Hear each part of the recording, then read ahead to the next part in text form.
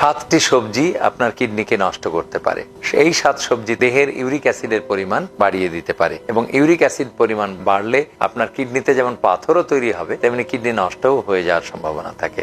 মাত্র 7টি সবজি, যেমন পালং শাক, প্রচুর পিউরিন থাকে, এখান থেকে ইউরিক অ্যাসিড তৈরি হয় এবং অক্সালেট থাকে, যার ফলে কিডনির পাথর এবং কিডনি নষ্ট হতে পারে। টমেটো সালাদের মধ্যে লবণ অতিরিক্ত দেওয়া হয় এবং টমেটো নিজেও অক্সালেট এবং গ্লুটামেট আছে টমেটোর মধ্যে, কিডনি নষ্ট হতে পারে।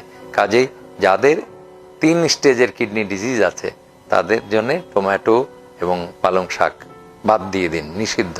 তারপর ঢ্যাঁড়সের মধ্যে আছে প্রচুর গ্লুটামেট এবং অক্সালেট। এরপরে ব্রোকলি এবং কলিফ্লাওয়ার, এটার মধ্যেও পিউরিন আছে, ব্রোকলির মধ্যে পিউরিন আছে, পিউরিন মেটাবলিজম হয়ে ইউরিক অ্যাসিড তৈরি হয়। তারপরে মাশরুমের মধ্যে আছে প্রচুর পিউরিন, এই পিউরিনটা মেটাবলিজম হয়ে তৈরি হবে ইউরিক অ্যাসিড। কাজে মাশরুম সমৃদ্ধ খাবার আপনার জন্য নিষিদ্ধ।